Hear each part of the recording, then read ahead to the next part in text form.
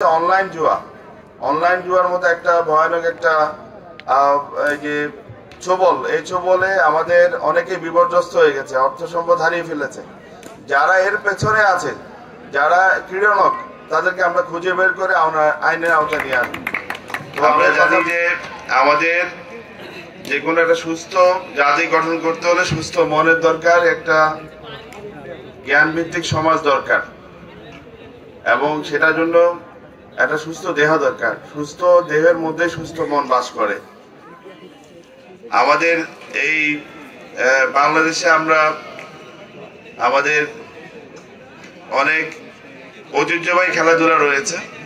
এর মধ্যে কাবাডি একটা উল্লেখযোগ্য খেলা, আমরা জানি ফুটবল, তারপরে আমাদের হাডুডু, গোল্লাছুট। এই যে আমাদের গ্রামীণ যে খেলাগুলো, এগুলি আসলে আগের মতো আর সেভাবে প্র্যাকটিস হচ্ছে না। এটার কারণ হচ্ছে গিয়ে আমাদের একজন বলেছেন, আমাদের একজন শিক্ষক বলেছেন যে এটা কারণ হচ্ছে যে আমাদের ছেলেমেয়েরা, শিক্ষার্থীরা আজকে খেলার মাঠ বিমুখ হয়ে গেছে, তারা মোবাইল ফোনের দিকে ঝুঁকে পড়েছে। আমি এটাকে বলছি ডিজিটাল ডিভাইস দূষণ বা ডিজিটাল ডিভাইস পলিউশনের কারণে আজকে আমাদের খেলাধুলার দিকে শিক্ষার্থীদের মনোযোগ নেই। এই মনোযোগ আমাদের ফিরিয়ে আনতে হবে। খেলাধুলার বিকল্প কখনোই এই ডিজিটাল ডিভাইস হতে পারে না। ভার্চুয়াল জগৎ কখনোই আমাদের যে অ্যাকচুয়াল জগৎ, সেটার বিকল্প হতে পারে না। আমাদেরকে অ্যাকচুয়াল জগতে ফেরত আনতে হবে, কারণ না হলে আমরা সমাজ থেকে বিচ্ছিন্ন হয়ে যাচ্ছি। আমাদের বাস্তবতাগুলো আমরা বুঝতে পারছি না। এই ডিজিটাল যে ডিভাইস পলিউশন, এর কারণে আমরা একটা অসুস্থ, আমাদের ইয়াং জেনারেশন অসুস্থ হয়ে যাচ্ছে, তারা এডিক্টেড হয়ে যাচ্ছে। তো এখান থেকে আমাদের ফেরত আনার যে একটা বড় প্রচেষ্টা, তারই আজকে একটা অংশ, এই অংশ বাস্তবায়িত হচ্ছে, সারা বাংলাদেশে হয়েছে। আমাদের সদর উপজেলা প্রশাসন ও উপজেলা ক্রীড়া সংস্থা চমৎকার একটা আয়োজন করেছে।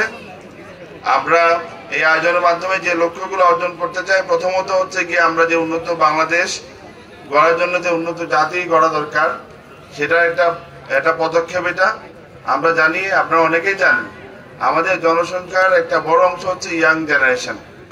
এর মধ্যে 10 থেকে 24 বছর বয়সী, এই বয়সে 10 থেকে 24 বছর এই বয়সী জনসংখ্যা হচ্ছে কি প্রায় 5 কোটি। আমাদের জনসংখ্যার প্রায় 28%।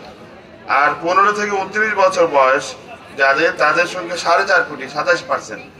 এই বিশাল জনশক্তিকে আমরা যদি কাজে লাগাতে না পারি, তাহলে আমাদের জন্য একটা বড় ধরনের বিপর্যয় অপেক্ষা করছে। আমরা জানি বিভিন্ন উন্নত দেশে বয়স্ক লোকের সংখ্যা বাড়ছে।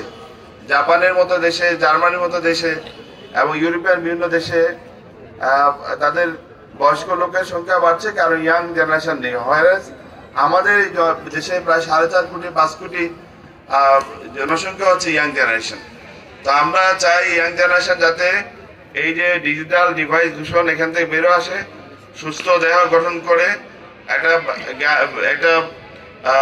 তারা যাতে একটা জ্ঞানভিত্তিক সমাজের অংশ হতে পারে এবং উন্নত বাংলাদেশ বিনির্মাণে অংশগ্রহণ করতে পারে।